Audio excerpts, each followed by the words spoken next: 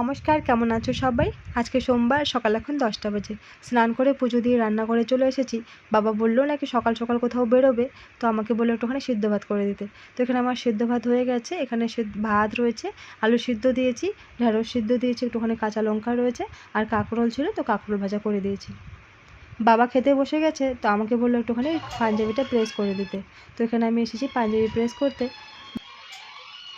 এই পাঞ্জাবি প্রেস করতে আমার খুবই ভয় লাগে, আমি ঠিকমতো করতেই পারি না।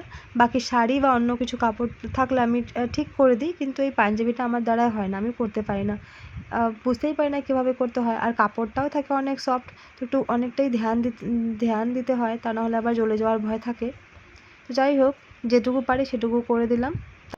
যাবো এবার রান্নাঘরে, একটু পরে আবার বাবা বেরিয়ে যাবে, তো তারপরে দুপুর রান্নার আয়োজন করতে হবে। বাবু ওদিকে কান্নাকাটি শুরু করে দিয়েছে, তো ভাবছি ওকে আগে স্নান করিয়ে ঘুম পাড়িয়ে দেবো, তারপরে দুপুর রান্না শুরু করব। তো বন্ধুরা, আপনাদের কেমন লাগলো অবশ্যই জানাবেন। আমার ভিডিও ভালো লাগলে আমার চ্যানেলটি সাবস্ক্রাইব করে পাশে থাকবেন। সবাই ভালো থাকবেন, দেখা হচ্ছে পরের একটি ভিডিওতে।